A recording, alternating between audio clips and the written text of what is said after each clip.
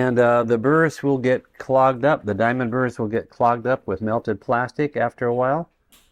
And then they won't cut so well. So you cut into the diamond cleaning stone with the burr like really fast, and it strips out the melted plastic, and that'll work better. So you can double or triple the lifetime of the burr with that with a diamond cleaning stone. All right, so let's go ahead and start on one of the upper canines. So again, when I do the depth cuts, I'm going to compare the angulation to the adjacent teeth. If I look at the premolar here, the middle third is this angle. The premolar here, the middle third is the same angle. Over here in the molar, the middle third is this angle. So use that angle for doing the depth cut. I'm going to keep the end of the burr a millimeter above the gingiva.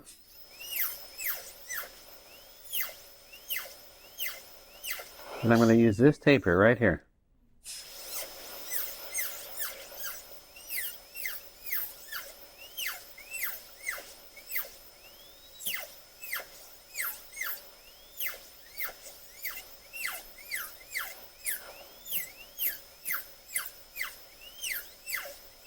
And then I'm going to evaluate it by looking down the wall. Yeah, actually, that's interesting. I don't have a ball burnisher here. May I borrow somebody's ball burnisher? For some reason, I didn't get one in my kit. So again, I make sure I have the right taper, and then I use the ball burnisher to check to see if I have the right axial reduction at the shoulder. Thank you. And so I'm going to look down the wall here, with a 1 millimeter end, and compare it right there. So right now we're about 0.6, so clearly I need to go farther. So again, I make sure I have the right taper, like this.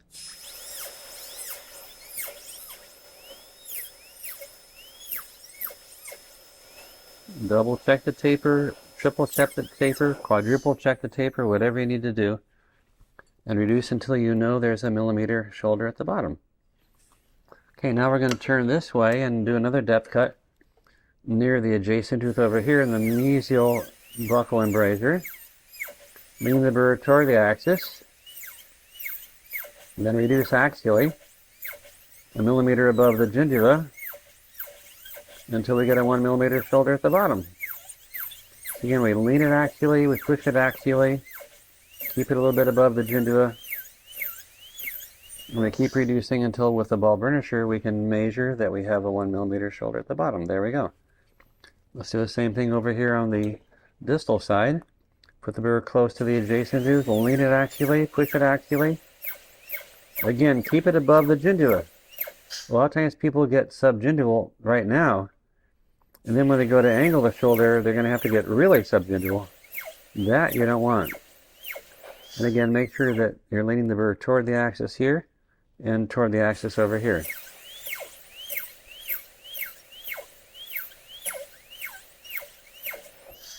And again, we're going to look down here and then check the axial reduction at the shoulder. It's about 0.9, so a little bit more.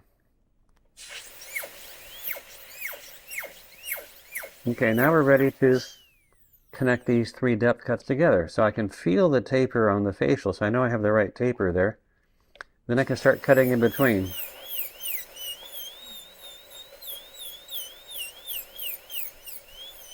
So we can keep checking the taper, make sure you have it the same.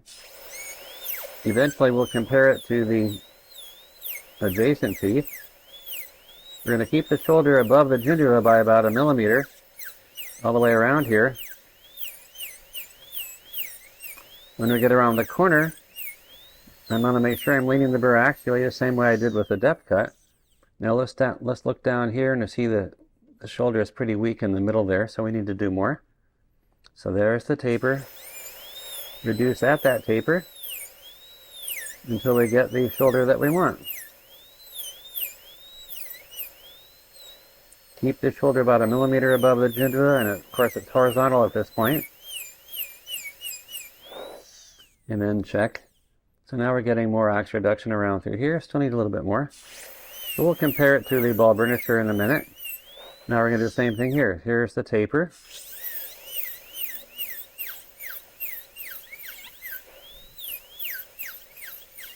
And of course, ultimately, we compare the taper that we've done to the adjacent tooth and make whatever corrections we need.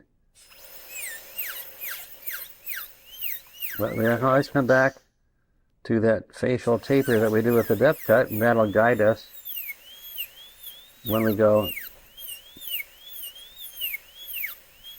toward the proximal surface.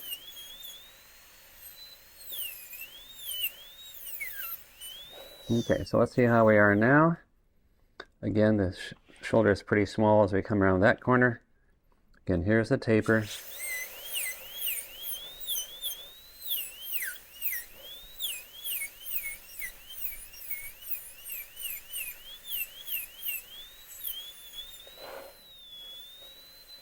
Now let's check along the wall and compare the taper to the adjacent teeth. So this is the taper that we want. So we're close, but not quite. You see that? So I need to go back and correct the taper now. So I'm leaning the burr outward a little bit, so it's not as much reduction axially at the top as it is at the bottom. But there's the taper we want for the entire facial surface. Then we make sure the chamfer is uniform around the corners. So we'll see how that works by looking down the axis. So now we're getting a fairly uniform shoulder all the way around from one embrasure to the other. And we can measure the amount of axial reduction at the shoulder. Note the shoulder is still horizontal, because this burr gives a horizontal shoulder, and it's going to be horizontal until we angle it. We'll do that in a minute. Let's check the axial reduction again. So about 1 millimeter here, maybe 1.1 or so over there, about 1 millimeter over here, maybe 0.9 over there. So we're getting pretty close. Let's go ahead and angle the shoulder gingerly. So I'm going to lean the burr away from the wall and angle it here. I'm looking along the wall so I can see that I'm angling the shoulder all the way to the axial wall.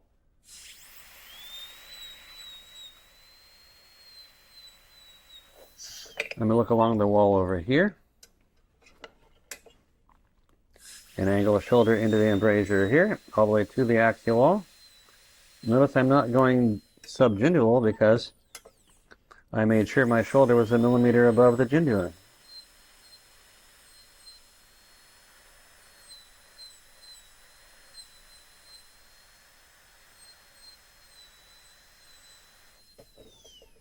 So this is how we angle the shoulder. Pretty easy to do. Make sure you have the burr leaning at the right angle. Don't make it too steep. Don't make the shoulder too steep. Now let's check again with the ball burnisher. Okay, so yeah, we're just a little more than 1 millimeter, a little bit less, but we're pretty uniform around those areas. So we could adjust a little bit, but anyway, we're very reasonable here. Check the taper on the facial. Make sure it's exactly the same as the middle third of the adjacent tooth all the way down to the shoulder. Okay, so now we're going to do 2 millimeters of incisal reduction. But again, when we do the facial reduction, we check the taper in the facial wall, we check the convergence between these two walls, we check the axial reduction at the shoulder, we check the angulation of the shoulder. By the way, checking the angle of the shoulder is really easy. You take your ball burnisher and slide it down the wall. If it slides off the shoulder, then you angled it. That's pretty simple, huh? That's how you check your shoulder. We're going to check the chamfer the same way. But most people just don't do this. They don't take the time to do this because they're afraid that they haven't angled the shoulder yet. In fact, they haven't. Then you fail because you haven't angled the shoulder. Easy to test. Note the incisal edge of this tooth is lined up pretty well with the premolars and about 1.5 millimeters longer than the lateral. So we have a way to determine after we reduce this incisal edge how much we actually reduced it by comparing it to the adjacent teeth. So I'm going to angle the shoulder so it's cutting deeper toward the palate, or angle the burr so it's cutting deeper toward the palate.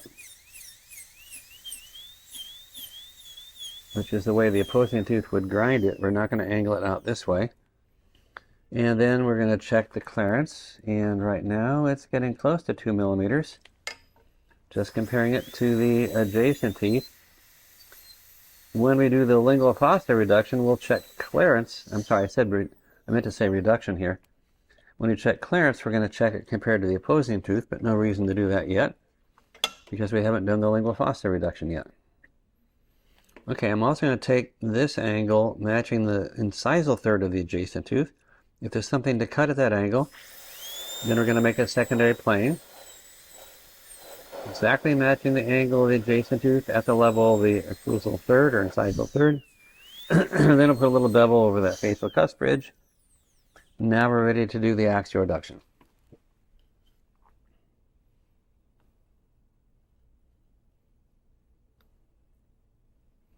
Okay, so for the axial reduction, we can start with a big chamfer diamond.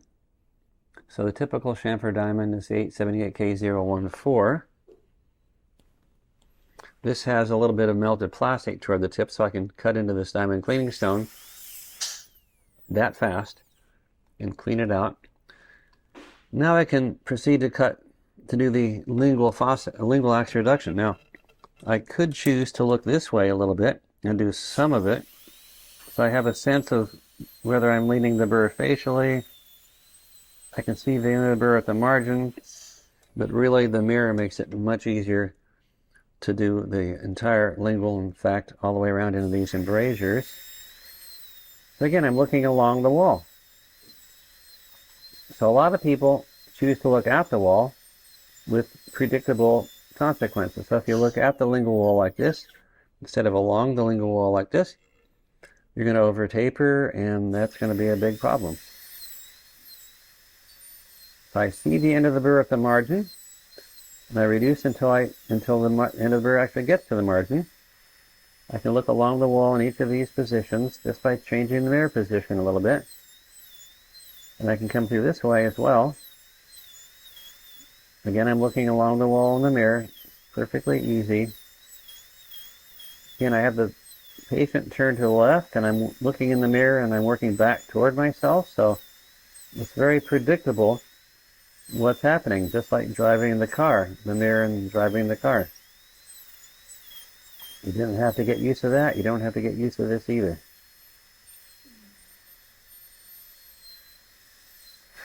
Okay, so now I've got a chamfer that's fairly uniform. We got some taper. Now we're going to go through the proximal contact. So for that, we're going to use the 877 burr. Now I thought I had a couple of these. Oh, here's one. Yeah. So here's an 877-009.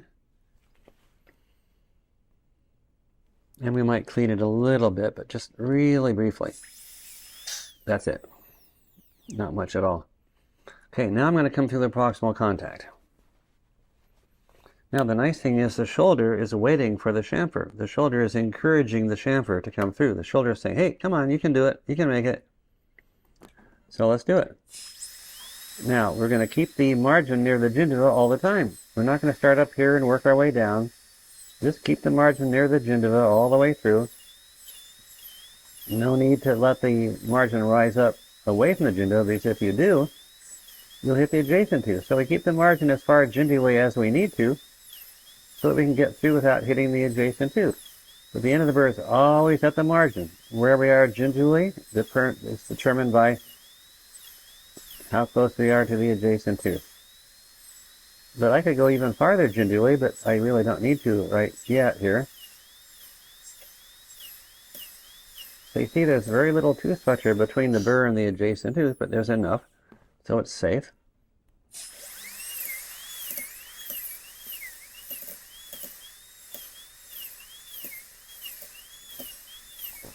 So keep on coming.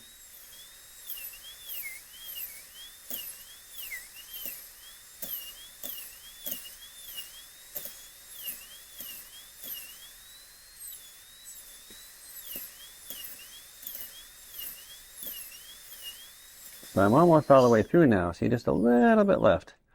So when the chamfer comes through, as long as the chamfer margin and the shoulder margin at the same gingival level, and the angulation of the shoulder matches the angulation of the chamfer burr, which is built into the burr, then we come through, we should get a nice smooth connection. Again, make sure you always see the end of the burr at the margin and everything will work out fine.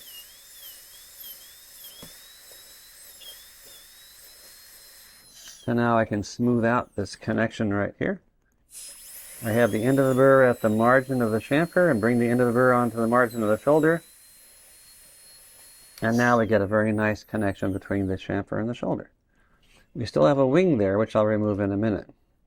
Let's do the same thing coming through on the from the lingual on the mesial side.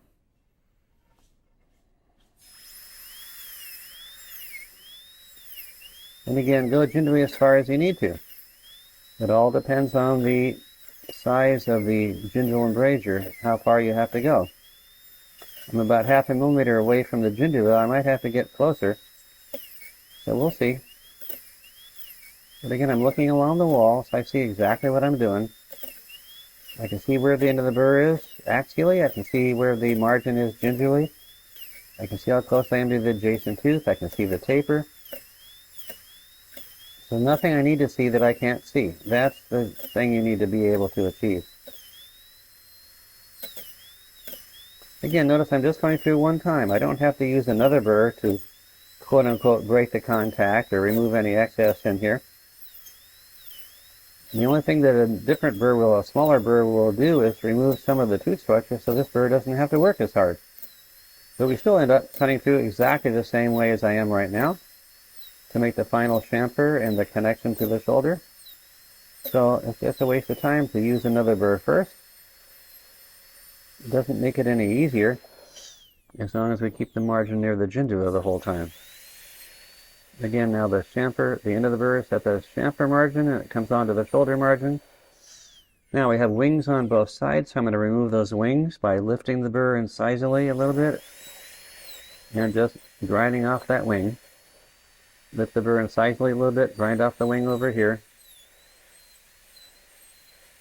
So now we have the 1/2 millimeter chamfer joining the 1 millimeter shoulder, making that little transition out into the facial embrasure. Okay, so that's all we need to do. That's the axial reduction all the way around. Now let's do the lingual fossa reduction. I didn't double check. Okay, I do have the 379-014 diamond burr. I'll clean it up a little bit. Now I'm going to reduce the cingulum first. As according to the diagram, we want to have 1.5 millimeters wall height right here. So I'm going to reduce the cingulum, keeping in mind how much wall I'm leaving. So maybe that's about 1.5 millimeters. And I'm going to bring that cut up to the incisal. It's almost like doing another depth cut, isn't it? I'm going to bring it up to the incisal. As long as I've done the incisor reduction in the secondary plane, then I can leave about 1 millimeter width up there. So start from the cingulum, come up to the incisal, have a nice concave depth cut coming up there. Now I'm going to come down the marginal ridge here, from the incisal edge down to the same level of the cingulum. Then come down the marginal ridge over here.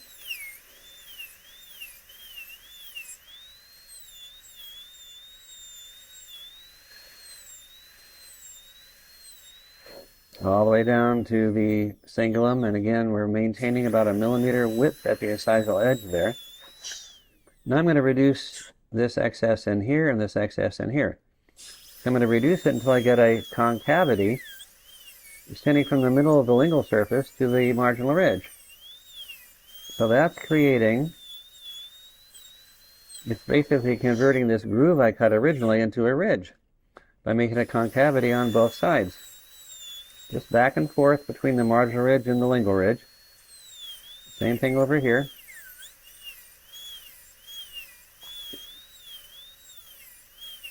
Back and forth. When you go back and forth, you always get curved surfaces. This is the only prep we're going to do that we want a curved surface. So you can go back and forth in between. Okay, so now we're going to just smooth this out a little bit with a bigger burr. Let's see if I have it. There it is. So You guys have the fine diamond version of this. This is actually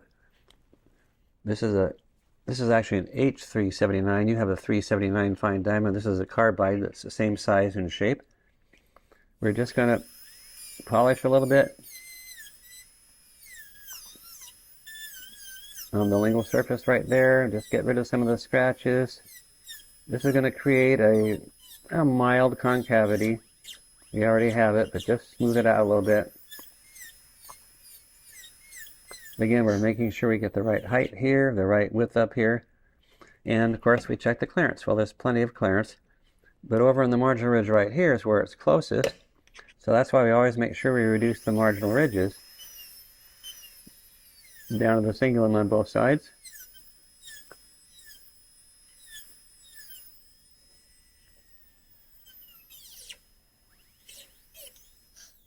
Okay, so this is basically all we need to do as far as the PFM preparation is concerned. And later on I'll show you how to take this PFM preparation and modify it so it becomes a full ceramic prep. For right now we'll stop here. Now let's evaluate it. So evaluating the prep is as important as doing it, correct? You've seen that before. So let's systematically evaluate it. So we're going to look at the axial reduction at the shoulder here, here, and here. That's the first three things on our list. We're going to check the angulation of the shoulder here, here, and here. If the ball burnisher slides off, it's angled.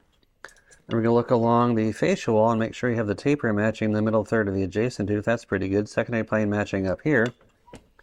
We make sure we have some convergence between the walls at the line angles here.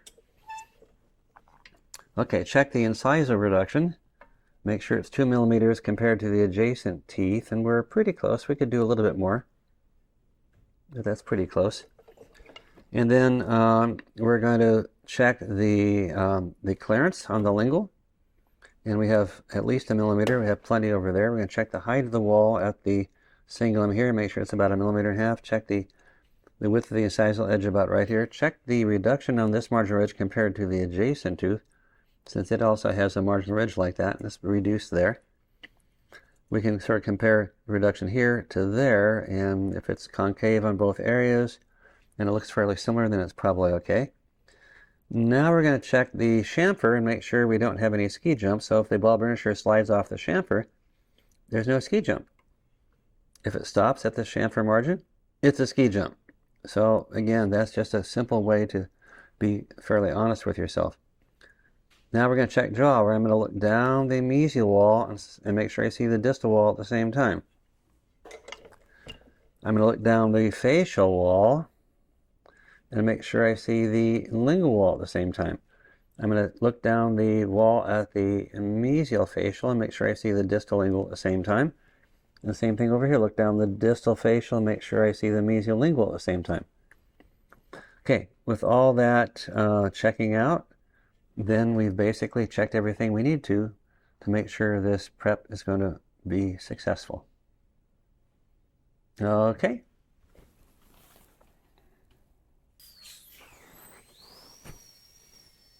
Okay, so I'm looking down the wall and I use the ball burnisher to evaluate the shoulder, and it's really heavy, isn't it? Yeah. So you were not looking in the right direction, so you couldn't see how much shoulder you had. Looking down here, it's really easy to see. Over here, you're about 1 millimeter. Over here, you're a little less, but over here, you're 2 millimeters. Yeah. Okay, so that's what we look at while we're doing it. Then, of course, when we're doing the taper, we choose the taper this way. So your taper is not too bad, except for what you did at the bottom. Yeah. It's like you're cutting into the axial wall when you're angling the shoulder. At least you got it angled, but look so that you can see how close you are to the axial wall. As you angle it to the axial wall. Right. But don't cut into the axial wall. But mostly your angulation was okay. Should I get rid of that little collar over there? The undercut? Yeah. No, the lab will take care of that for you. Okay. Okay, so your taper, again, pretty close. When you did these depth cuts, you got a little bit over tapered here, huh? So just lean the burr a little bit toward the axis, but this is okay. So Okay. what happened was, because I wasn't positioned properly, I Yeah, you were at a really weird angle, so you had no idea when you made the depth cut that you went that deep. Yep. Okay, so that's why we take it just one little step at a time. Got it. So now do the incisor reduction, get 2 millimeters reduction compared to the adjacent teeth. Yep. Then you can do your proximal reduction and your axial reduction. Then it'll join the angled shoulder right in that area. It'll be okay. Okay, but watch your tapers really carefully. Yeah. Watch the axial reduction at the margin really carefully. Do those first three steps really carefully, and that's what's going to guarantee your success on the rest of it. So I just reduce it incisively and then. Yeah, then do the axial reduction, then do the lingual fossa. Okay, coming along. Okay, thank you.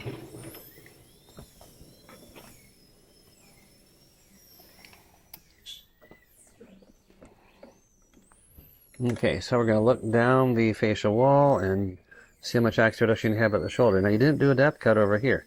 You did a depth cut really close to the adjacent tooth there and even closer over here. The axial reduction at the shoulder, a little bit much in a couple places, but you made like 2 depth cuts on the facial.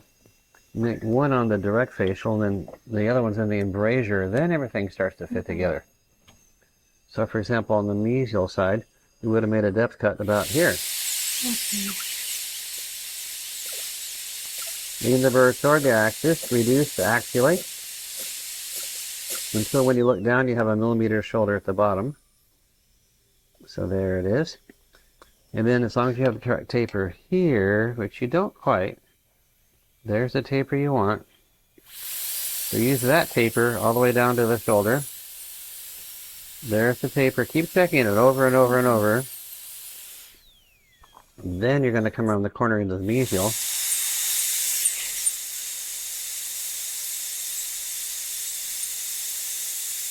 And again, every time you do a little bit, look down the wall and see how it's going. How's your shoulder? Is it uniform? So forth.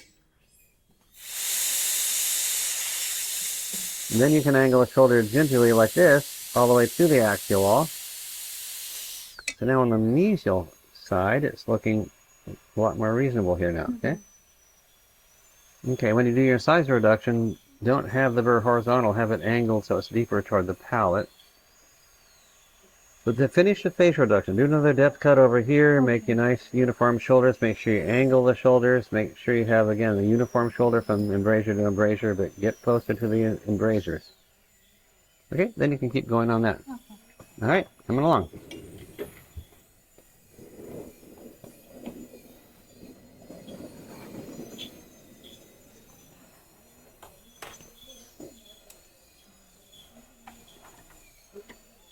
Okay, we're not going to get used to working on patients with no heads.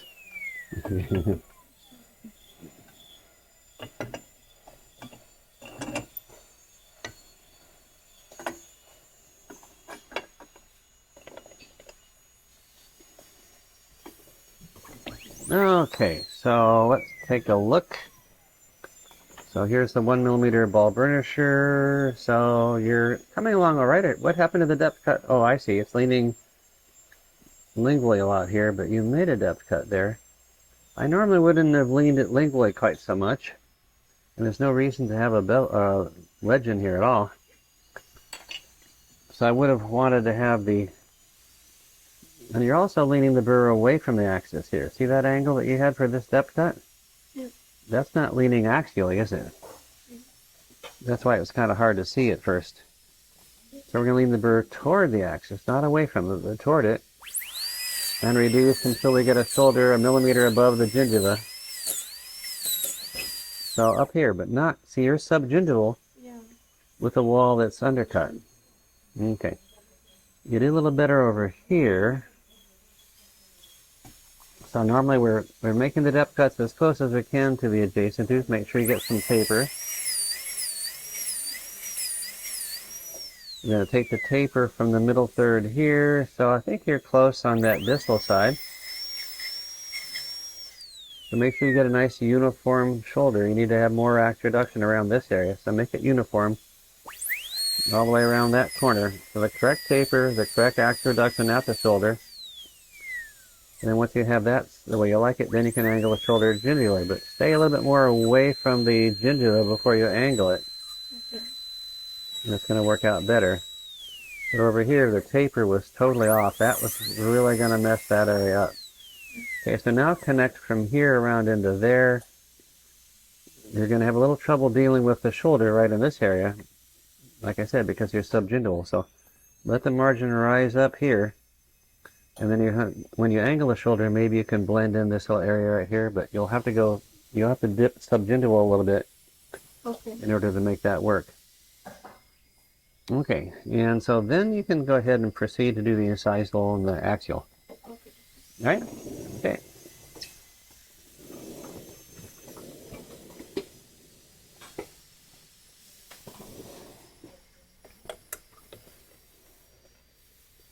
Okay, so we're going to check the facial taper very carefully.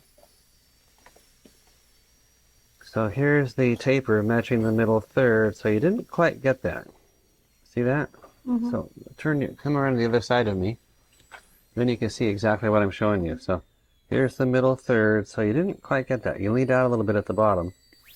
So you're going to use this taper all the way down to the shoulder. Get a little bit closer to the gingiva. You want to be about 1 millimeter from the gingiva before you angle it. And then your axial reduction at the shoulder is not too bad. Your taper here is off. See, you're leaning toward the adjacent tooth instead of toward the axis. And you're at the gingiva instead of 1 millimeter above it. So you should have been about right here with your step cut. And over here, your angulation lingually seems to be okay, but go closer to the adjacent tooth. You're staying above the gingiva the way you should. But over here, you're getting too close to the gingiva, and you haven't even angled the shoulder yet. So let's see how uniform the shoulder is. Okay, so mostly it's pretty close. But when the tapers are off, the uniformity of the shoulder usually gets messed up too. Try to keep the shoulder horizontal and the same distance from the gingiva all the way around here. Then when you angle the shoulder, you'll come down just a little bit above the gingiva and it'll work out much better. I'm going to try to angle it without damaging the gingiva here.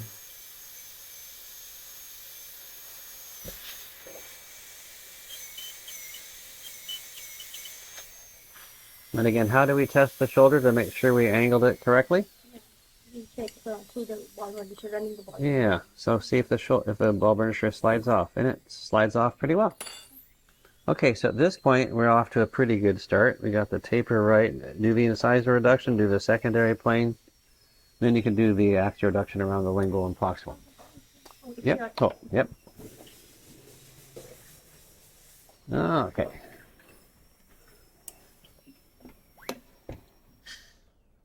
Okay, so again, we're going to be really careful to make sure that when you make the depth cuts, you don't just focus in on making the shoulder. You have to have the taper while you're making the shoulder. So for example, over here, you didn't have the taper. See that? You need to be leaning the burr toward the axis when you make this depth cut, and toward the axis more when you make the depth cut. Ultimately, we want to have walls that converge, right? You got to make sure they converge. Now, you're angling your shoulder pretty well here, and not too bad here. But over here, you're making it much more vertical. You're almost making a bevel over here. So just lean the burr a little bit away from the wall so the shoulder doesn't get too steep. You don't get a bevel. A bevel isn't going to work well for a PFM or an all ceramic for that matter. So your axial reduction is a little heavy here. It's about 1.45, should be just 1.0. Over here, you're a little bit closer. You could do a little bit more. But make sure you get the right taper and then adjust the axial reduction at the shoulder, whatever you need to do. Okay, how about the taper on the mid-facial? Pretty good. That's why the shoulder is bigger, because I did first and then I noticed that the angulation is Yeah, wrong. first you went like this. Yeah. Mhm. There's a then little I bit do of that more. angle left at the bottom. So the lab's going to block that out. Okay, but make sure you have the correct taper all the way down to the shoulder from the beginning. Okay, so now do the size reduction, 2 millimeters, do the facial secondary plane, and then you could do the lingual and the proximal. All right, coming along.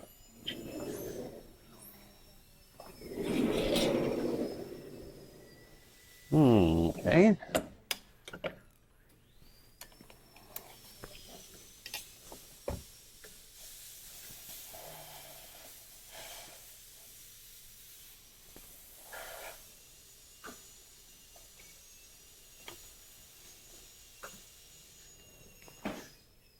Now let's check your facial taper.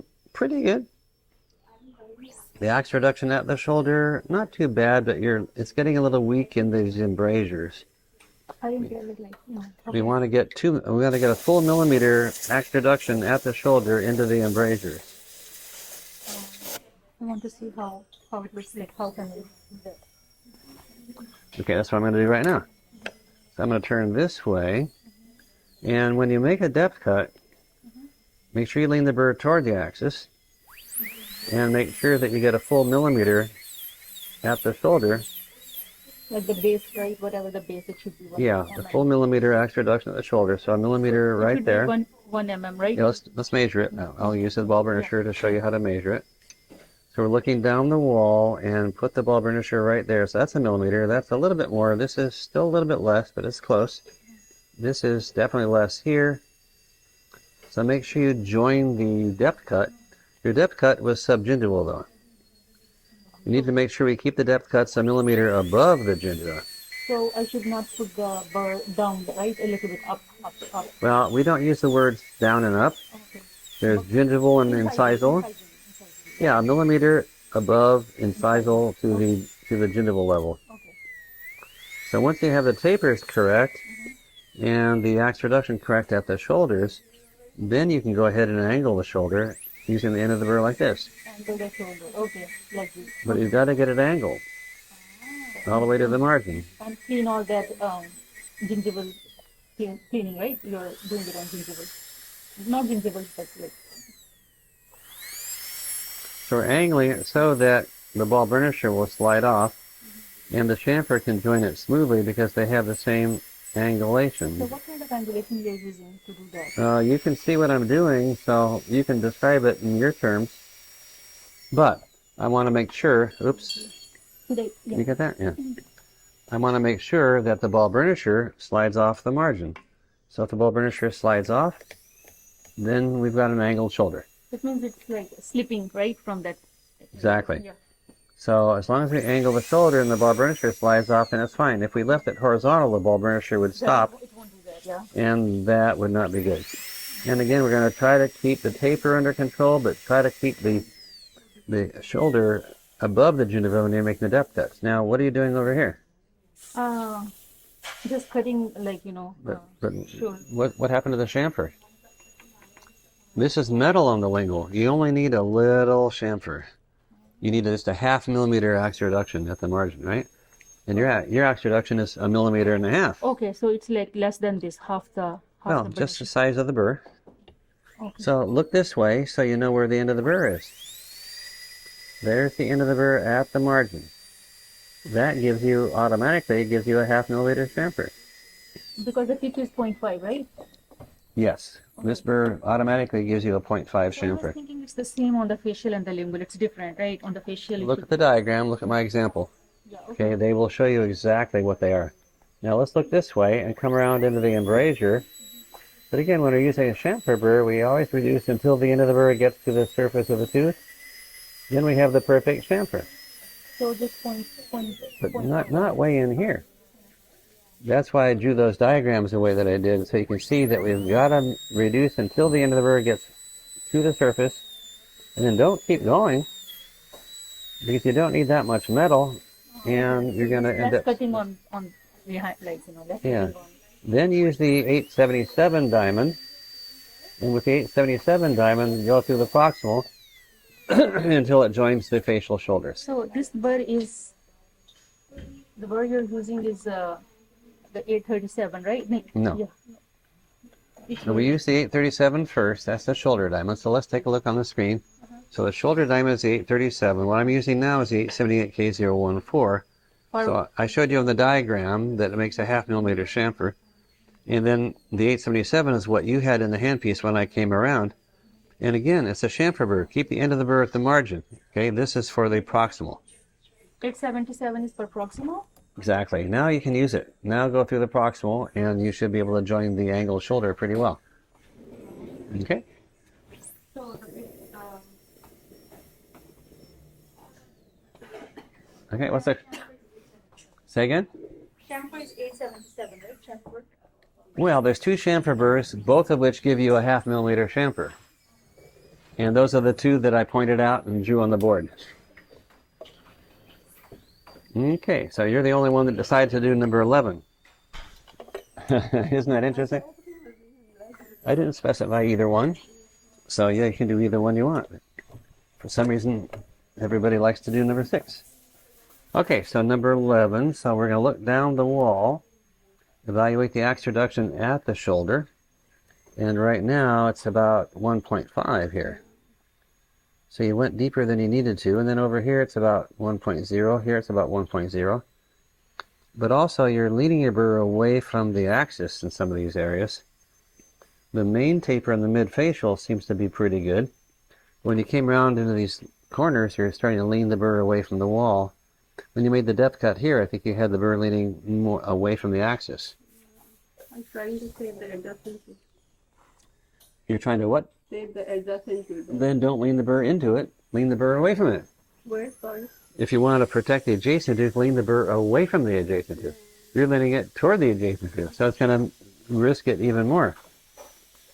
Okay, so anyway, the facial reduction, pretty good angle, all the way to the shoulder. Before you do anything else, of course, make sure you do the incisor reduction 2 millimeters and then do the secondary plane. Okay, now when we make these depth cuts, we're going to make sure we have the burr leaning a little bit toward the axis. Right now it's a horizontal shoulder. And then we lean the burr toward the axis over here when we make the depth cut. Keep the shoulder above the gingiva, about 1 millimeter, up here, not down here. Okay? And then once you've done the 3 depth cuts and join them together, we angle the shoulder. Step 3. You didn't do that. Okay? That's what gets you in trouble. We still have a horizontal shoulder there. Now how do we know it hasn't been angled? I can slide the ball burnisher down. It doesn't slide off, so you didn't angle it. Step 3. Angle the shoulder. Make sure you do it. So lean the burr a little bit away from the wall and angle the shoulder. Just the way I showed you and the way it shows on my example too. Look this way. Now, since you're subgingival already, I'm going to have to hold the gingiva down when I angle the shoulder. Because that margin is going to go subgingival. They're not going to like that. But that's what you force yourself to do.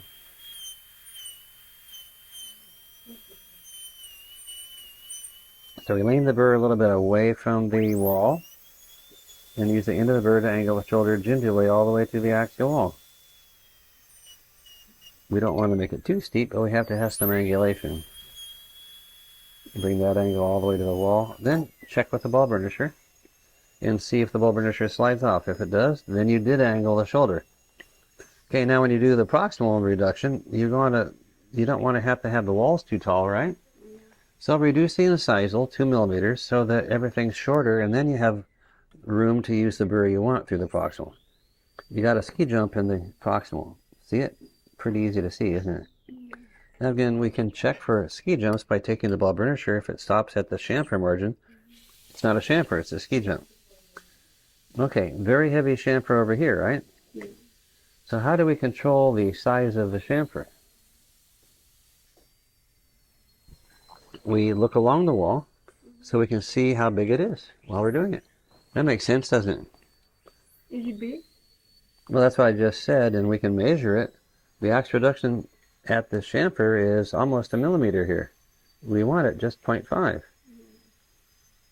Okay, so you're way too heavy, and when the end of the burr goes inside the tooth too far, then you get a ski jump.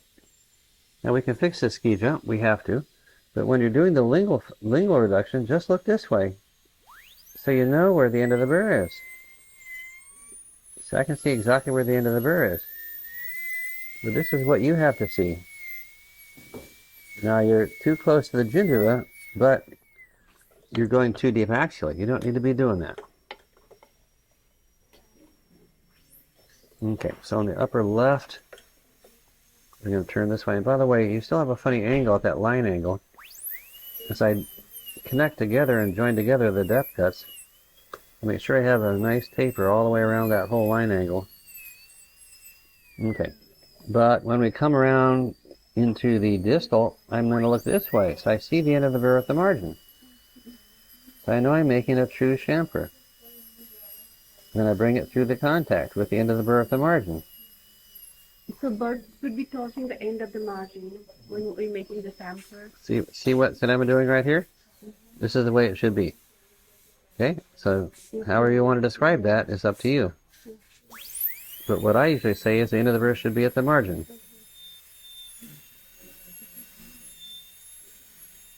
Where the prep should slope gingerly as it approaches the margin. It will if you angle the shoulder, it will if you make a true chamfer. Okay, now look this way when you're bringing the chamfer through the proximal. Again, keep the end of the burr at the margin all the time. And you should be able to go through there with good control as long as you're using the mirror correctly. All the way through that area. Okay? But do the incisor reduction first so that the wall is not taller than the burr. Okay? All right, we're getting it.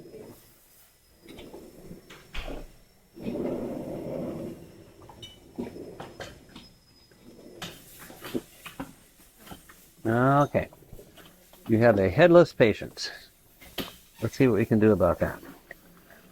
Let's make sure we tighten the... Feel with your finger. Feel this with your finger right here. See how it feels flat? That's where the screws tighten. So whether it's a typodont or whether it's the head, the screws tighten on that flat spot. Okay? That's what's going to give you the intact mannequin, okay? Oh, I mean, yeah, that's right.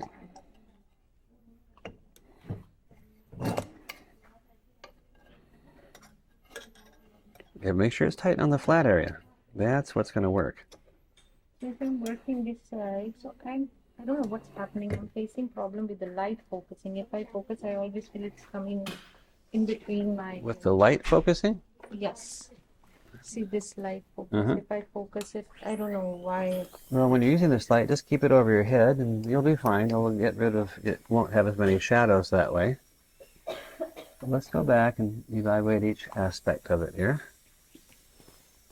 So, again, as we're evaluating it, one of the first things we check is the axial reduction of the shoulder, right? Let's do that. So, I listed out everything to check. I listed out 9 different things, right? Okay. So let's look down the wall and we're going to measure the axial reduction of the shoulder. Come around behind me and to the other side so you can look directly at the monitor. I'm looking down the wall, so your axial reduction is about 1.2, 1.1, you're about a millimeter there, and about 0.9 over here. Not too far off, but pretty heavy in the mid-facial, right? Yeah. And so let's also check the angulation of the shoulder. So if the bulbar inertia slides off, then you angle it. If it doesn't slide off, then you didn't angle it. So there are a couple places where you need to angle it a little bit more carefully. And what about the taper on the mid-facial? It should match the adjacent tooth, like this, right? See the taper? But it's not matching at all. Right? Totally different taper. So take the taper from the middle third. That's the taper that you use all the way down to the shoulder. Okay? Match the middle third of the adjacent tooth all the way to the shoulder. Then once you've done your incisal reduction, you do a secondary plane like this for the incisal third, and that's what we're looking for as far as the facial taper. When you're doing these areas here, when you're making the shoulder here, don't lean the burr away from the wall. You'll have undercuts. When you make the shoulder, we always choose the taper first and then reduce until we get the size shoulder that we want. But we have to lean the burr toward the axis. So these two walls converge. And bring that around the corner So use this taper on the mid-facial, come around here, right into there. Now, we can angle the shoulder gingerly, right? So now we do it. Once we've done the axis reduction correctly, the first few steps, then when we angle the shoulder, it's easy to do. And we can, of course, check to see if we've angled it correctly by using the ball burnisher. If it slides off, then we've angled the shoulder. Okay, so what do you call this? Wing, What do you call that form right there? the jump, what, the Yeah, you're close. jump in Ski jump. ski jump. Yeah, it's written on the board over there. Okay, ski jump, automatic failure, right? So, once we've done the facial reduction, 3 depth cuts joined together, angle the shoulder. Once we've done the incisor reduction, make sure you get 2 millimeters reduction right off the cusp. Do the secondary plane, matching the incisal third over here. Once you've done all that, then we can start doing the lingual axis reduction and through the contacts. Now I get a pretty heavy chamfer here, huh? Again, when the chamfer gets big, that means you're cutting into the tooth too far, and that usually produces a ski jump. So we're going to always look along the wall so you see how much reduction you're getting. You see the taper. See over here, I'm noticing that you're leaning the burr away from the axis instead of toward the axis. Your chamfer size isn't too bad here. But again, just look along the wall so you see exactly what you're doing. You see the general position, you see the taper, and you see the end of the burr at the margin. At one point, you hit the adjacent tooth like this. No need to do that. Just the first time through, you're all done. Just lean the burr toward the axis and come through there. Now over here, your margin was 2 millimeters from the gingiva. Remember, how do we avoid hitting the adjacent tooth? We go farther gingially. If you don't go farther gingially, then the way to avoid the adjacent tooth is to make a ski jump, but that's a failure. So we just make sure we keep the end of the burr at the margin and keep the margin near the gingiva all the time. So we can only tell that by looking along the wall. Now I see where the end of the burr is, and I see where the margin is. I'm dropping the margin gingerly in that whole wall. That was easy to do, wasn't it? That was really easy. All I had to do was just get the margin farther gingerly. Okay, but look how much you're leaning the burr into the adjacent tooth. Makes no sense, right? Yeah. Okay. But again, as long as you've angled the shoulder, then when the chamfer comes through, it joins the shoulder smoothly.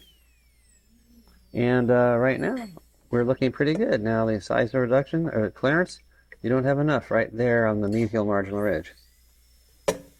So again, we reduce up from the cingulum, reduce up to the incisal, then we reduce down these marginal ridges.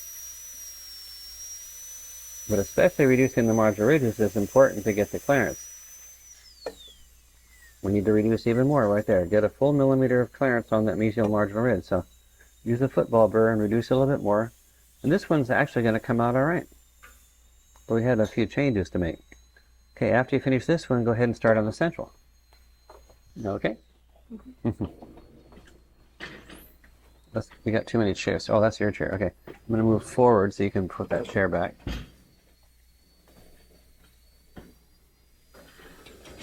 Okay.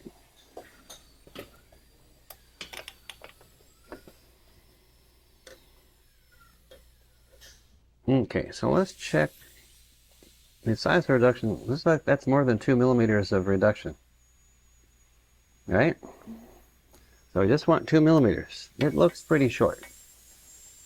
And then look over here. See, there's a ski jump right there. And you've got damage to the adjacent tooth like this. So we gotta maybe slow down a little bit. But let's see. So your facial taper here, not too far off, but somehow you got a curvature here. You're not using this burr. Are you using a football burr on the facial? No, actually, I was using the same, but I tried to finish it. So. Oh, yeah, so you're using a football burr on the facial. Yeah, don't polish it up. Certainly not with that burr on the facial. So get the taper, so your taper is not too far off, but let's try to get the shape of this a little bit better.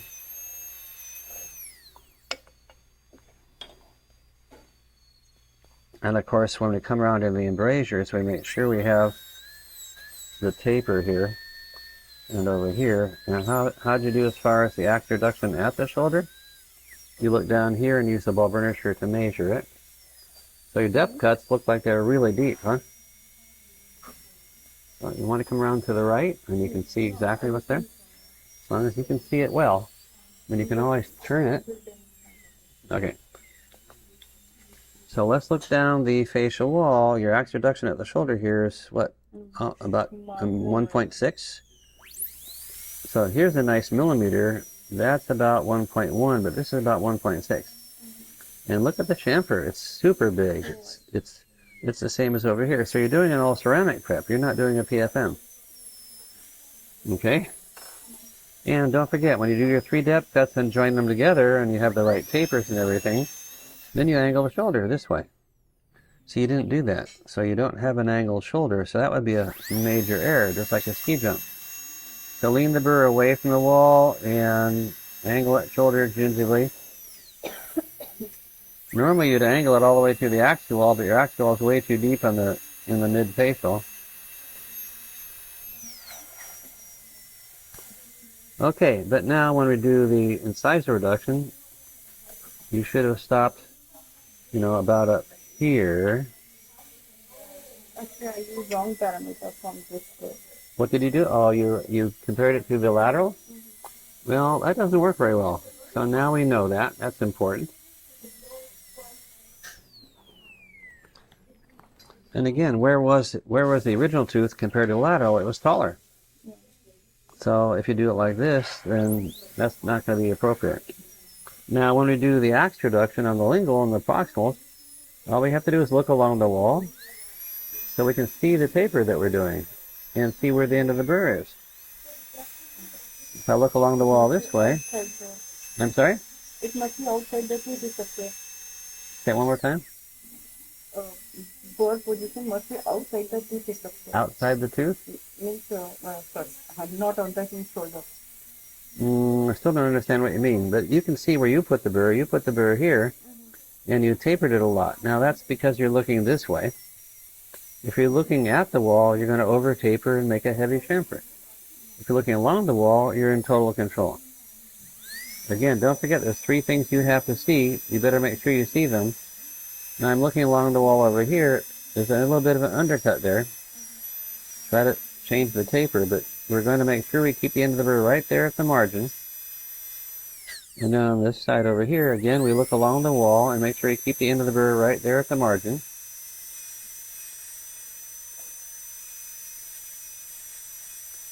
That's how we get a nice chamfer. So your chamfer is twice the size that it should be, but you didn't know where the end of your burr was. Okay? Really critical. And then you can reduce the cingulum and then down the marginal ridge. You use the football burr for this and then down the marginal ridge over here. But again, look at the pictures, but also look at mine. You have a 3-dimensional example right in front of you that you can look at to see how each part should look and then try to make sure that it looks like that. Okay? And I notice you've got lots of preps on your Typodont. They should be gone, long gone. Okay? As I said on Monday, once you've done some preps, we've looked at them, you're finished with them, take them out. Okay? Because now you have preps that are going to interfere with what we're doing later today, so you have to take the time today to change them. And that's wasting time that you don't really need to be wasting. Okay? All right. So you're getting there, but again, you've got to learn how to make that chamfer the exact right size. The class 2 which you gave the homework. Okay. So the big, huge issue is undercutting. Undercutting. Huge. Okay, so as I was discussing, when you saw me write down making the depth cuts and how to check the depth cuts and how to check the tapers, between the mesial buccal and the distal buccal, and of course all the way along the mesial and the distal, they have to converge. The walls must converge incisally, right? And do yours converge incisally? No. It's just the opposite. They diverge hugely incisally. Okay. Okay? So when when you're working with a chamfer burr, for example, and you let the burr get inside here, if you taper the burr at the wrong angle, the end of the burr gets inside the tooth, you're going to have a big, huge ski jump and a undercut. Okay. Yeah. So we need to be making sure that we always have the wall so they converge occlusally, right? Yes. Yes. And we always need to make sure that the end of the burr is always at the margin, which means at the surface of the tooth. So looking from the facial, I can see these things. Now how do I get through the proximal without hitting the adjacent tooth? I drop the margin gingerly. So we drew that out and we proved it to ourselves. And then when I make a chamfer, wherever we're looking, we look along the wall. The mirror is the only way to do that. So we use the mirror to look along the wall here. We can look along the wall here. We can look along the wall here. But again, what we're seeing is the end of the burr at the margin. And we're making sure that we have the correct taper. We don't want to lean the burr into the adjacent tooth like this. We lean the burr toward the axis. So we make sure we see the end of the burr at the margin all the time. Okay, so you have an all ceramic prep here now. Okay? So all ceramic prep, we get a millimeter axe reduction all the way around. That's what you have. You have even a little bit more than a millimeter all the way around. Okay, but the taper was a huge issue, and the biggest problem. Can you guess what the biggest problem really was? Overproduction. The biggest problem was you got a big huge ski jump and you got a huge undercut, but an even bigger problem is you did not see it. Yes. That's a bigger problem. Because if you do a horrible mistake, it's okay. If you see it, you can fix it. Okay? I just fixed it. I just made it work. But you couldn't do that because you didn't know that you had an undercut. So that's what we're looking for. All right, your facial taper is pretty good except for down to the bottom part here. You want to make sure you have the same taper all the way down to the shoulder. Don't angle the shoulder like this. That's too steep. So angle the shoulder just a little bit. And then make sure that the ball burnisher slides off. Once you've angled the shoulder, the ball burnisher has to slide off, right? So test it. Actually pick up a ball burnisher and see if it slides off. But what you're doing is more of a shoulder bevel. When you angle the shoulder, angle it all the way to the axial wall. Okay, and boy, once you get so deep, everything gets much more complicated. When you do the size reduction, do it at this angle, which is the angle that the opposing tooth come up in. Oh, okay. Okay? That's how you decide what the angle is. Secondary plane, you're going to do it about like this. Okay, but now you have an all ceramic crown. It's probably need to reduce a little bit more on the lingual fossa. Yeah.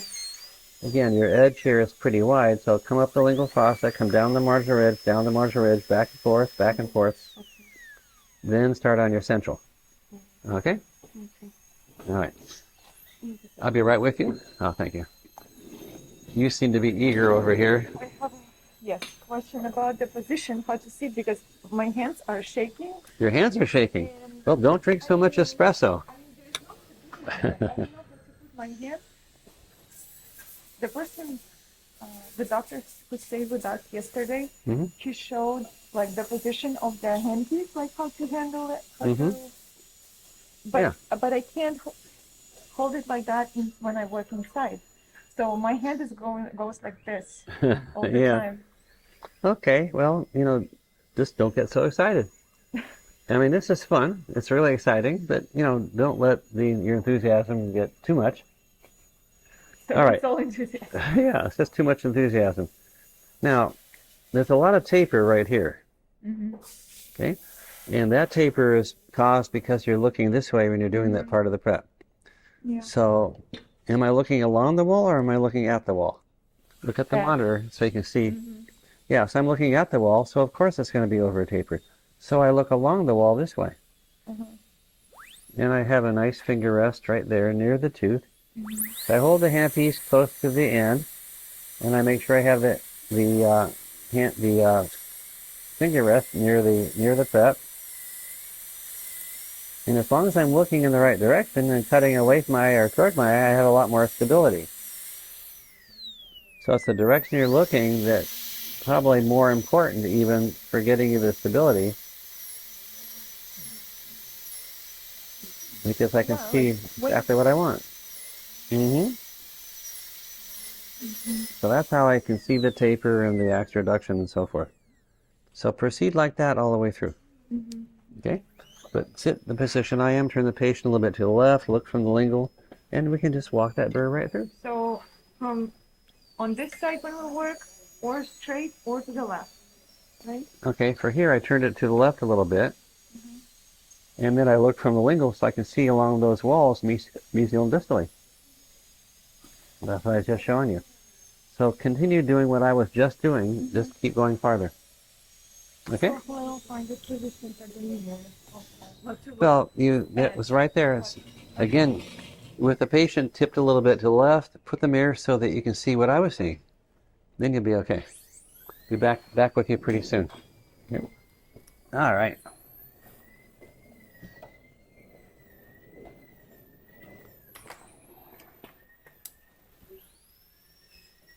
Okay, so you got a central in the position of the canine. What happened to the cusp of the canine?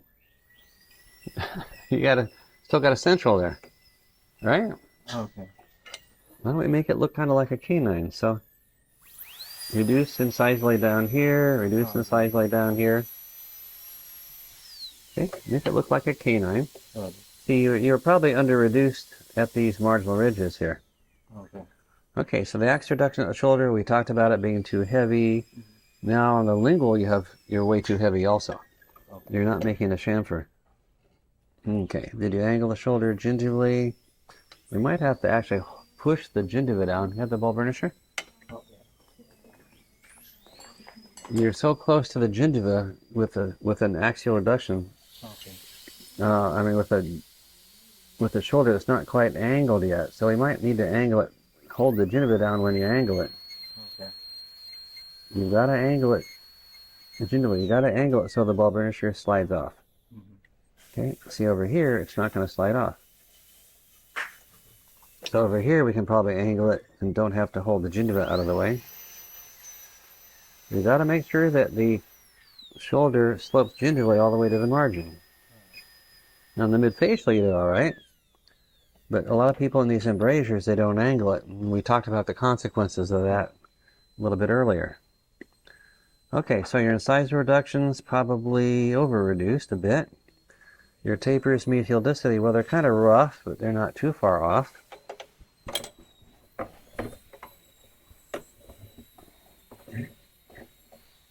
But when we do the lingual reduction and the proximal reduction, we're going to use a chamfer burr. So I can just take, oh, where'd the little one go? Sorry. Okay. Thank you. Oh, no, I need the little one, the 877. Yeah, the non-tapered one.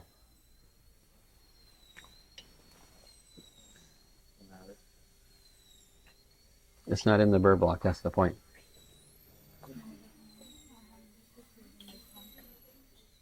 Okay. So you both lost your 877s already? That's fast. Okay, well then we'll use the other chamfer burr. The only other chamfer burr we have that makes a 0.5 millimeter chamfer is the 878K014. So then we'll use it. It's harder to get it through the proximal contact, isn't it? Yeah. Okay, so we're going to use it, and I'm going to make sure I keep the end of the burr at the margin all the time. Always, always, always, always. Don't let the end of the burr get inside the tooth at all, or else you get a ski jump like you have here. And look how heavy this chamfer is. You should have had the end of the burr right here. Oh, okay. And lean the burr toward the axis, not away from it. When you lean the burr away from the axis, the end of the burr comes inside. Now you have a big undercut and a big ski jump. So we look along the wall. That's what I mean by looking along the wall. I can see along the wall, so I can see the taper and see the axe reduction and see the general position all at once. So I'm going to look along the wall here too. I'm going to keep the end of the burr at the margin, and again, I'm going to drop the margin gingerly if I don't want to hit the adjacent tooth, right? Yeah. How do we avoid the adjacent tooth? We go farther gingerly. So don't forget that. Then I'm going to look along the meso side over here, and again, I'm looking along the wall, so I see where the end of the burr is. We cannot do this by direct vision. We have to use the mirror. All right. The good news is we have a mirror. Okay. Okay? It'll help a lot. It'll allow us to do this preparation so it works. Okay, so the mesial-distal convergence wasn't too bad. We got a nice chamfer joining the shoulder over there. I didn't correct the undercut from here to here. Okay, and then you'll make sure you have a good taper all the way around those corners. The size reduction we looked at before, it's pretty good. So, should it slide down from the bulb burnisher? Should it slide down from the lingual side as well? Just as Well, if you have a chamfer, it will slide off. okay. If you have a ski jump, it won't slide off. Sorry. So, absolutely. No. Yeah. So we check everywhere. If, just like you saw me do. Okay.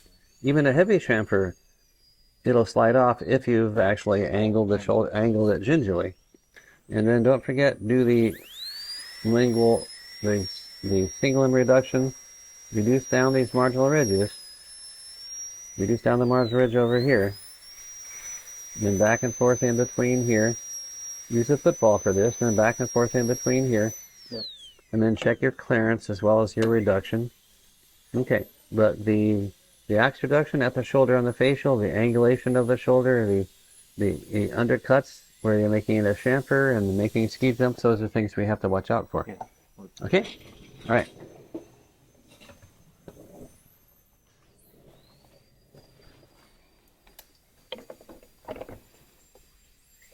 Okay, see anything that we should do something about, like immediately? The ski jump. Yeah, how about that? I love it when people see things. Okay, so before we do anything else, we're going to work with a nice little chamfer burr. Yeah, you got them switched. This is what I was looking for earlier. 877 is not tapered. It doesn't have a K on it. Okay. K means tapered. Okay, so, I mean, we could just look from the facial and fix this ski jump right here. But again, we fix the ski jump by keeping the end of the burr at the margin and dropping gingerly.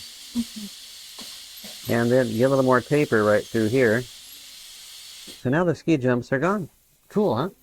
That can take long. How long did that take? Like 12 seconds?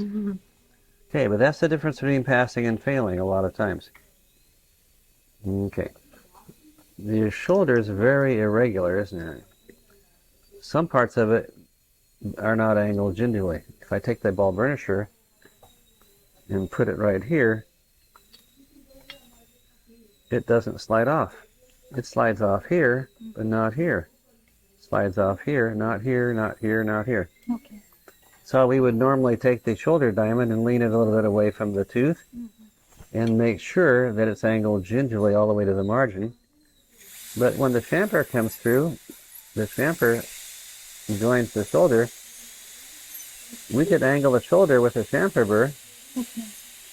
We'll talk about that later in the day. But it's much easier to just do it with the end of the shoulder diamond. Once you've done the 3 depth cuts and joined them together, angle the shoulder. Done. Okay. It takes, like just a few seconds.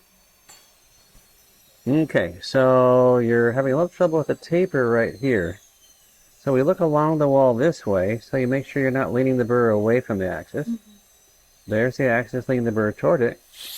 Look along the wall, and then you'll see the taper and the chamfer while you're doing it.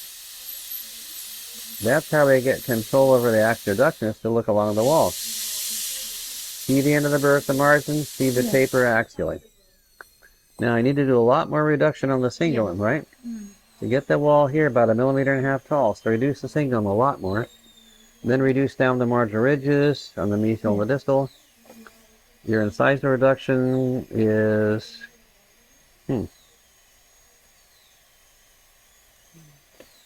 Wasn't sure that tooth was tightened all the way.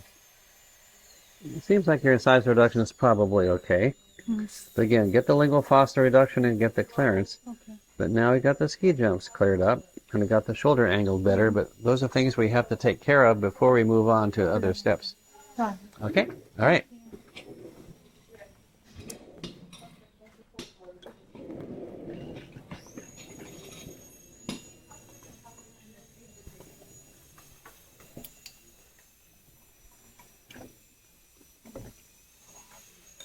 Okay.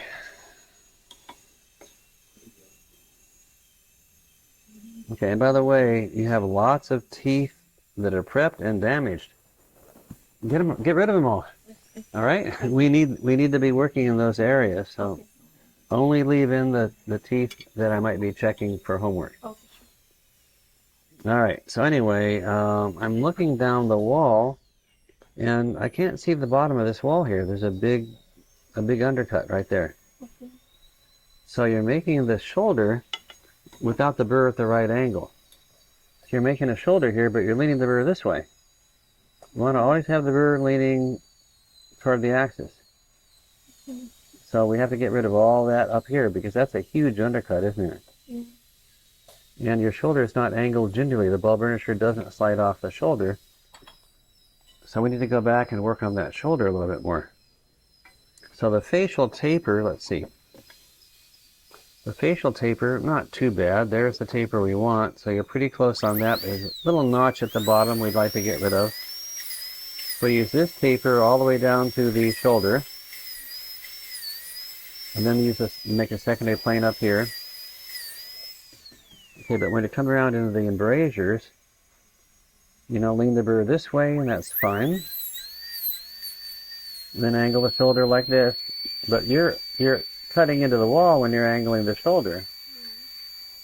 So I'm going to have to get rid of that big undercut by reducing more above it. So I have the burr leaning axially, and I'm going to cut away everything above that undercut. Over here you're better, but again you have to angle the shoulder gingerly. If you have the shoulder too close to the gingiva and you still have to angle it, then push the gingiva down and angle the shoulder this way. Okay.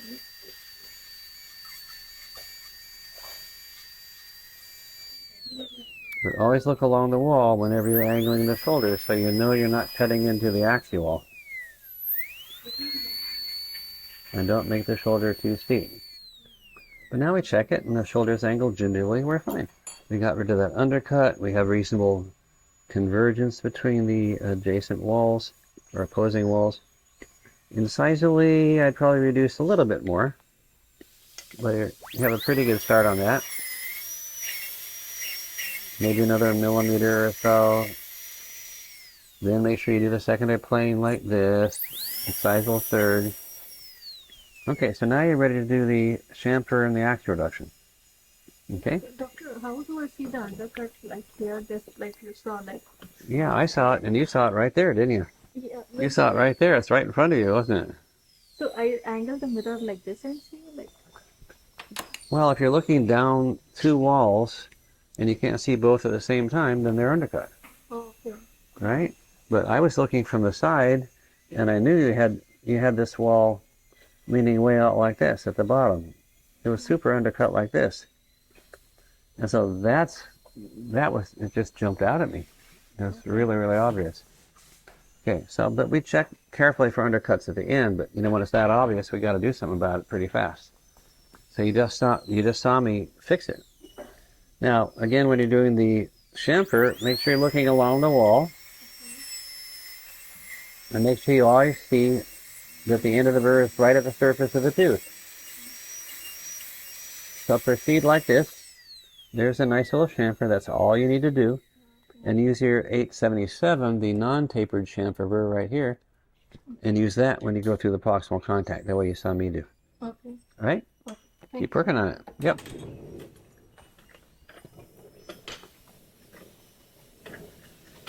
Hi, doctor. Okay, we got to have a head here. I'm sorry. Everybody forgets their head.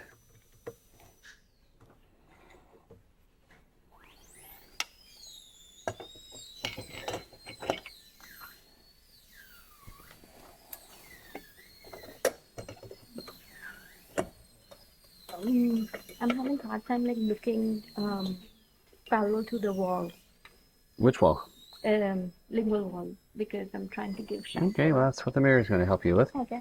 Anyway, let's take a look at the facial reduction. So your axial reduction of the shoulders, pretty close there, a little heavy over here, but not too far off. Yeah, I see what you're talking about on the lingual. You're not controlling your taper at all. Okay, and that's because you can't see what you're doing. Yeah. So why don't you stop cutting when you can't see what you're doing? Okay, Okay. that sounds like it makes sense, huh?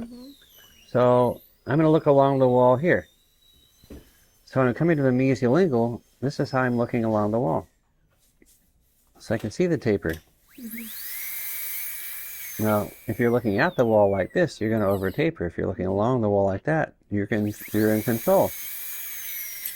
So wherever we are, we always make sure you look along the wall. For the direct lingual, we can look this way. So what do we need to see? The end of the birth, the margin positioned gingerly, and the taper. And now I can see it all. And I'm coming around this wall, I look along the wall this way. So you see how clean it is. As long as I'm looking along the wall, the mirror is the only way to do that. So this is a great time to really get your skills with a mirror, successful. But all this over tapering here is because you were doing that wall looking this way. So you had no idea what tapering you were doing. That's why I emphasize, never look at the wall, only look along the wall. Okay, that's the consequences. Okay, so come through the proximal contact and make your chamfer join the shoulder.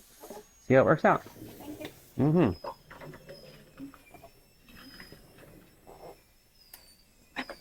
Okay. Alright, so your chamfers are pretty good. Obviously you have to do the lingual fossa reduction, but your chamfers and shoulders are working pretty well together. We could smooth out a little bit more, some of the margins again. The margins just have to be smooth and continuous. So again, we can have the end of the burr at the chamfer margin here and bring the end of the burr onto the shoulder margin there.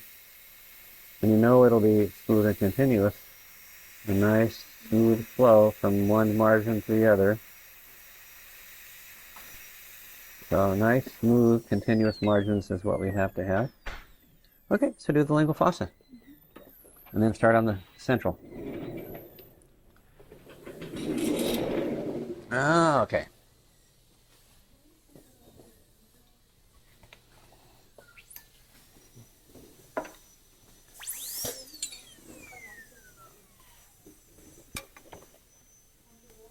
Okay, it looks like a central on the canine, doesn't it?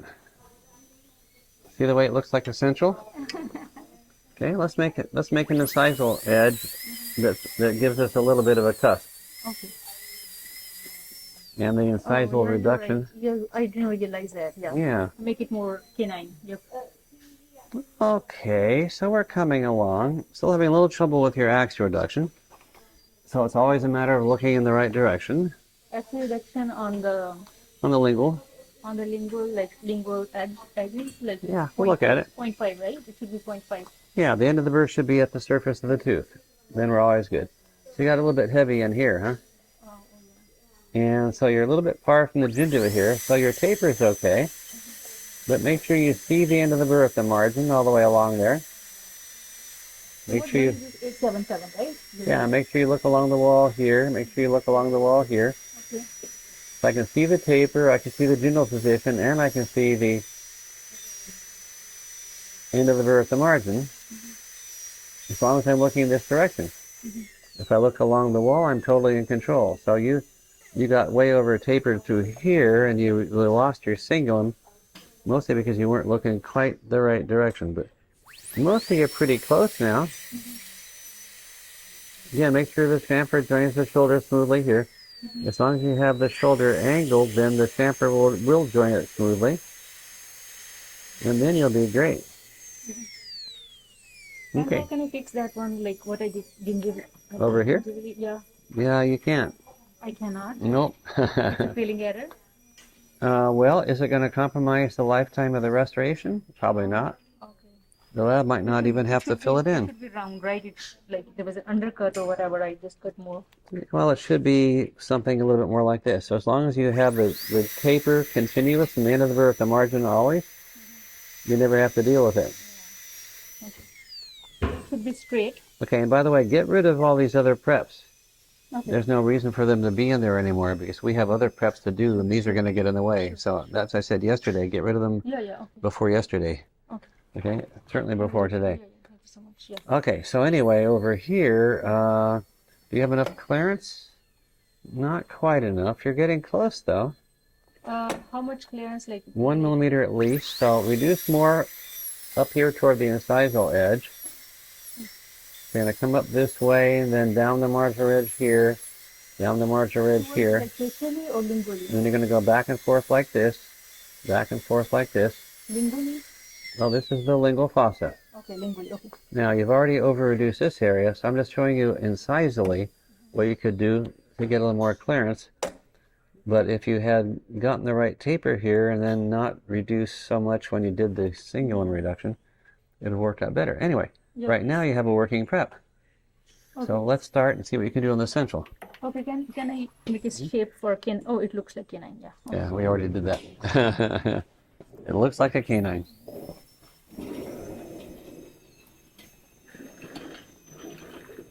Okay.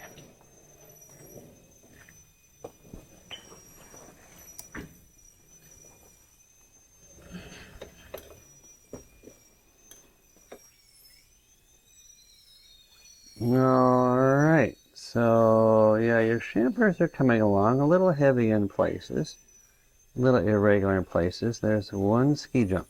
Now, how do we find ski jumps? It didn't, like, it's not smooth on the margin. Be more specific. How do we find ski jumps? The undercut? No, ski jump and undercut oftentimes happen at the same time, but they're not related. So how do we find ski jumps specifically? Maybe the bulbar issue? And what do I do with it? I should be slide like on the margin. Yeah, I slide it gingerly on the wall, and it should slide off the margin.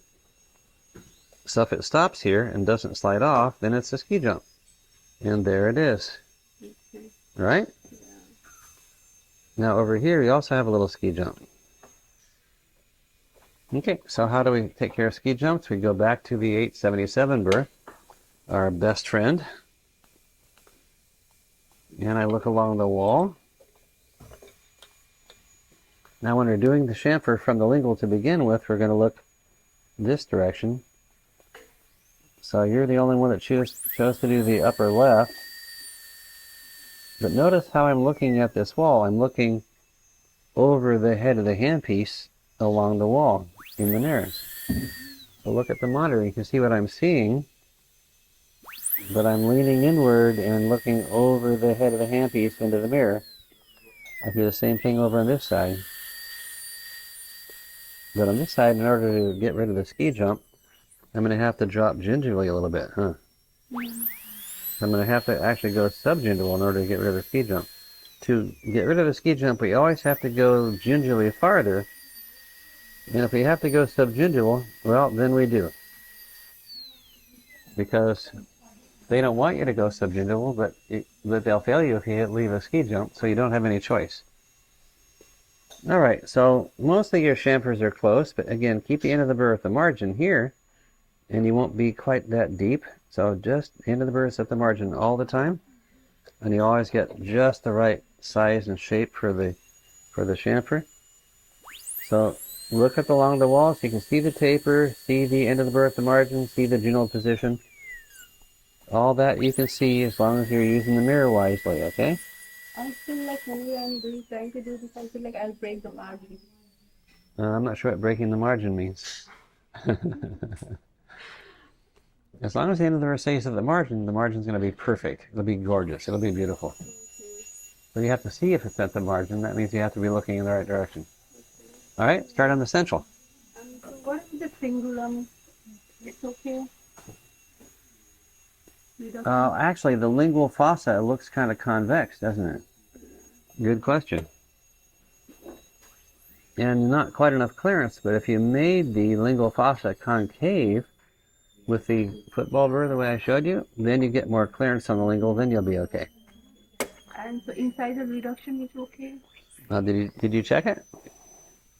I always got the motor. So we compare to the adjacent teeth, and I'd say it's probably okay. Okay. All right, cool.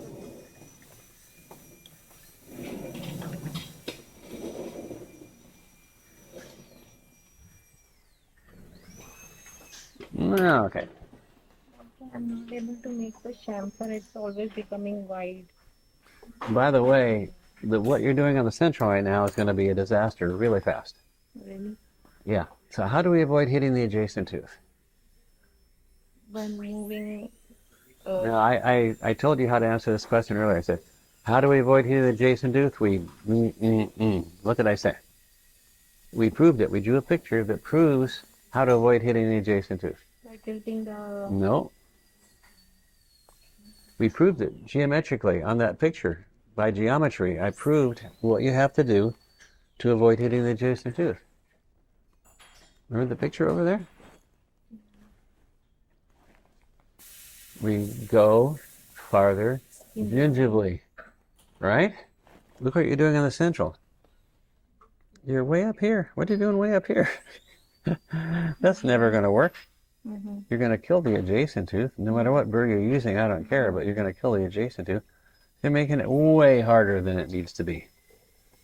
Okay, and let's get the mannequin set up right. Okay, so the canine. Okay, so we worked on that. Still probably need to angle the shoulder a little bit right here. You're looking over there so I can see what I'm showing you? So we need to angle the shoulder a little bit more and make sure the chamfer makes a smooth connection to the shoulder. Where's your 877 burr? Oh, there it is.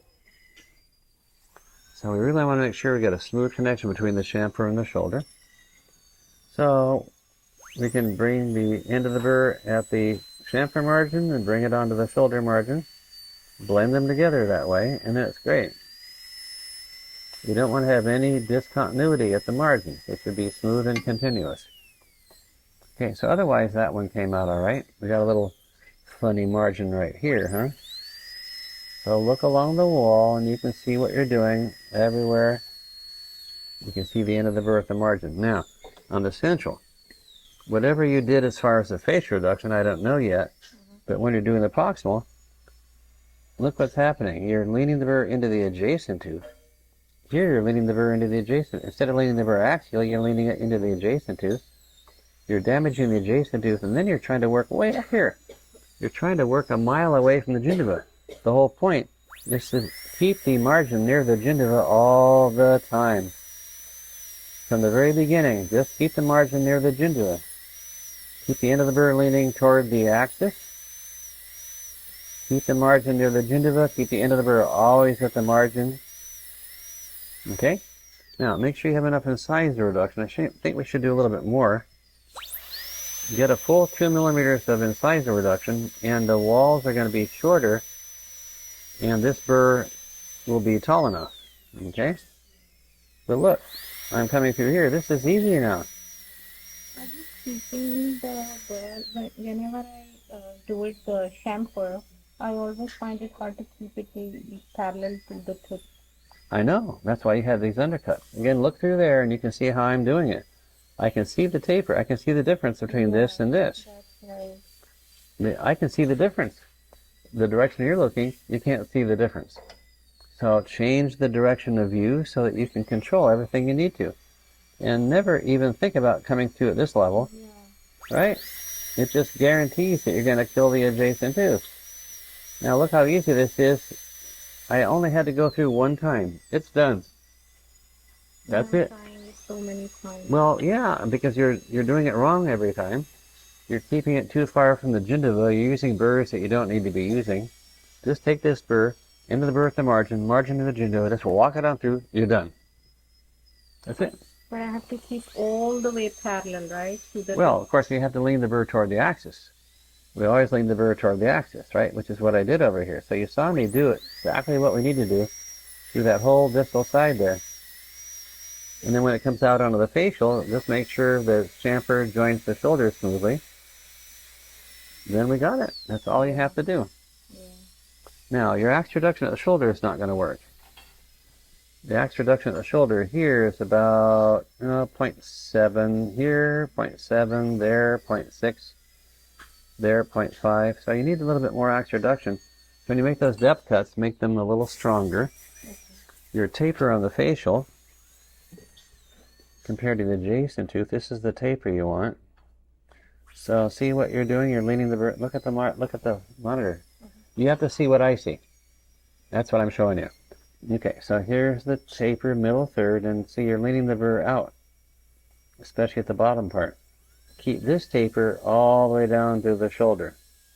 And the secondary plane like this, but your gingival 2/3, the taper is not going to work. And then I want you to come through the mesial proximal, looking from the lingual, keeping the burr leaning axially, keeping the end of the burr at the margin. Just walk it through, and then you're done. I will try this side as well. And then try to get do the depth cuts again, and make sure you have the burr leaning toward the axis when you're working in these corners. But do the depth cuts again. Make sure you get a nice uniform millimeter. So your axoduction here was much closer to what we want. Over here, you see it's much smaller. Okay, so again, if you're looking there, you could have seen that. Hard to get in the habit of looking in the wrong direction, isn't it? But you see everything that I'm showing you. Why I was trying, because if you look here, I was seeing the angle. I wanted to see every time I'm focusing, I'm having difficulty by focusing mirror and the burr. I was looking at how you're putting your mirror and burr. Exactly, and you have to see both. But you know, the way you're going to learn how to put the mirror in the right place is that you see the right thing. You're going to adjust your positioning until you see what you need to see.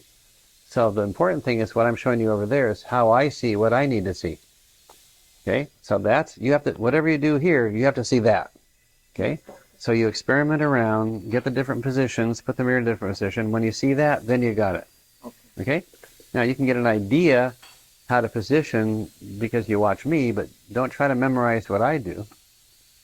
Try to visualize what I see and then what you should see. Okay, that makes it actually a lot simpler. Okay, so I got the canine over here. So the central is kind of interesting right now, isn't it? So what do you think about that central?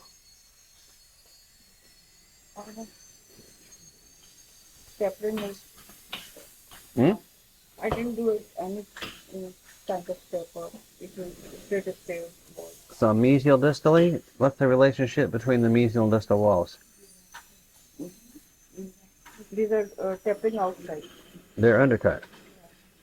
They're diverging incisally. So it's all over. That's it. So as long as you see it, you have the possibility of fixing it, like I'm about to do. But if you don't see it, then you're dead. If you can avoid doing it in the first place, that would be way better. No, actually, I was trying to make shampoo very small. That's why I was confused. Yeah, again, when we're making the chamfer, when we're doing axial reduction, the first step is pick the taper. That's what we do first. Choose the taper you want, and then reduce at that taper until you get the margin you want. That's how we do it. All right, let's see how you're doing on the facial reduction. Okay, we got a big problem down here, don't we? So here's the angle you want. Here's the taper you want for the entire facial, all the way down to the shoulder. So this is the taper we want right here. And we do that until we get the full millimeter at the bottom. You're close to that. Then we need to get better depth cuts in these embrasures. And of course, we lean the burr toward the axis. When you make this depth cut, make sure at the bottom of that depth cut, you see a 1 millimeter reduction, 1 millimeter shoulder. And make sure you have the burr leaning toward the axis. Then when you have the taper and the axial reduction at the shoulder, when we're happy with all of that, so we have a nice uniform shoulder and a good taper all the way around the corner, then we can come back and angle the shoulder gingerly, but only if the shoulder is a little bit above the gingiva. When your shoulder is at the gingiva, it becomes hard to angle the shoulder without damaging the gingiva, doesn't it? That's why we're so careful when we make the depth cuts to stay above the gingiva by a full millimeter. By a full millimeter. So on the diagram over there I showed you, when you make the depth cut, keep the end of the burr a millimeter above the gingiva. Okay, so And then when we come to the proximal, we need to have the same taper like this. Now your taper here is not too bad. Getting a little hint of a ski jump there, but your taper basically is okay. So see what you're doing? You're leaning the burr away from the axis into the adjacent tooth right here. So at some point, your margin is probably way up here. So if your margin is far from the gingiva and you're leaning the burr away from the axis, that's what causes this damage on the adjacent tooth. That's terminal damage. So again, what we do is we make sure we keep the end of the burr at the margin and keep the margin near the gingiva and keep the burr leaning toward the axis. Then all this is easy. Okay? I don't even have to be anywhere near the adjacent tooth. As long as I'm staying close to the gingiva, I'm not at all close to the adjacent tooth. Then make sure we have a reasonable taper here. So the opposing walls should obviously converge. Okay? If you're not sure, then taper more. Okay? Alright, so now we're getting a nice little chamfer through there, a nice little taper. Look along the lingual wall this way when you're doing it, so you don't end up undercutting. Look along this wall this direction. So I can see along those walls pretty easily, as long as I know, okay, that's what I have to see. Then we adjust the positions until we actually see what we need to. Then it works out better. Okay, obviously you need to get a lot more lingual clearance. Your incisor reduction is only 1 millimeter, so do another millimeter reduction incisally. Reduce the lingual all the way up to the incisal edge, and then you've got to get the clearance. I have one question. Like when I've got some premolars over here, and you can see that the triangular ridge on the facial cusp on this premolar, we need to shift it way over here. The triangular ridge on the facial cusp of this premolar, we need to shift it way over here toward the distal. If we want to get equal clearance on both sides, this one has to go a little bit distally, this one also a little bit distally, but not as much as on the right side. So I'll take the same burrs that we've been using. So the 837 diamond burr. And I'm going to reduce the A-plane. I'll do the second premolar over here.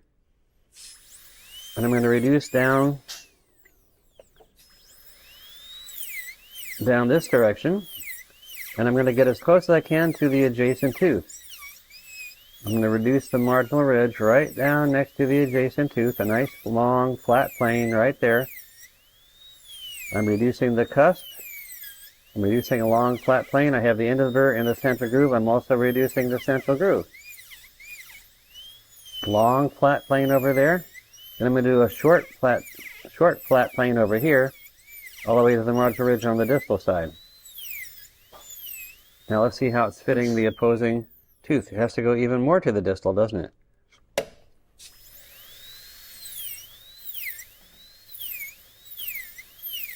So ultimately, we're going to get tons of clearance. Ultimately, we're going to get 2 millimeters reduction on the cusp itself. But we're going to plan to get equal clearance on both sides of this ridge by moving the ridge to fit the opposing teeth. So see how that's coming out now? We're getting fairly equal clearance on both sides there. Now again, we're going to anticipate that this cusp area right here is going to get a lot shorter when we do the 3 depth cuts. So we use this taper, do the 3 depth cuts the same way we've been doing.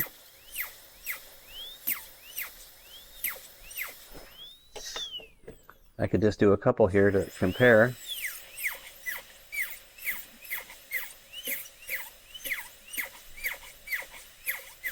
Then when I do the reduction in between, just like we've done earlier,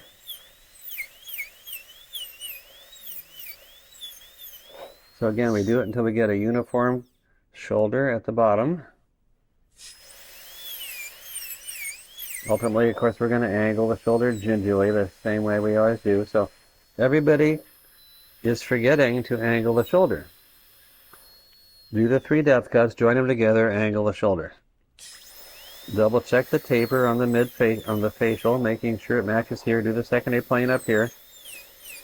So now you see that the cusp that I had up here before I did the facial reduction, now it's a millimeter shorter as I'm doing the facial reduction. So now here's the cusp itself. And so if we want to compare it to the adjacent teeth to see if we've reduced that cusp enough, right now it's reduced probably 1.5 millimeters. So we could do a little more reduction on the A plane. Down here, maybe make it a little bit more horizontal. Okay. Put a nice bevel over here. Okay, so at this point, the facial cusp that we've created so far is reduced about 2 millimeters. So that's what we're looking for. Now, the rest of the occlusion, that is the functional cusp, we're going to make, when we do the B plane, we're going to reduce down this direction. We can take the vertical angle from the adjacent tooth, something like this. So I'm turning the patient to the right so I can have the handpiece on the lingual side. Then the end of the burr can be in the central groove right here. All the way down to the marginal ridge again, and then down here to the marginal ridge toward the molar. But see, I'm shifting that ridge all the way over here.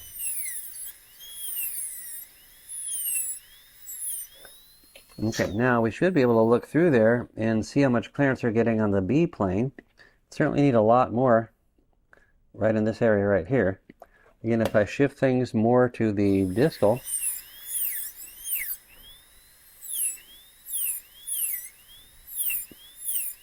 it should be easier to get the clearance there. Again, the opposing tooth has a cusp that's coming down really hard right on that mesial marginal ridge. So the emphasis is reducing the mesial marginal ridge. If we shift this ridge here distally, then this long plane of reduction all the way down here does a good job reducing the mesial marginal ridge. Just like we did over here. Then we do the C plane, we're going to angle it this direction. I'm going to bring that plane all the way around.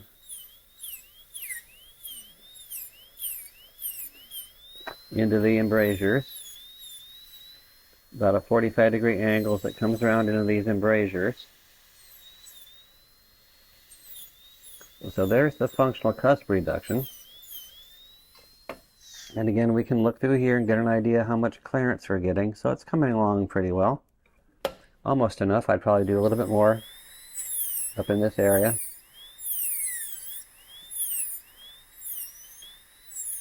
Okay, but notice we're not going to get nice uniform clearance if we don't get the anatomy shifted so everything fits the opposing tooth better. Okay, so other than doing the occlusal reduction, I want you to use this as a model. We do the facial reduction the same way we've been doing. We do the chamfers all the way around the rest of it, so everything else is exactly the same as we did for the anterior teeth. Okay,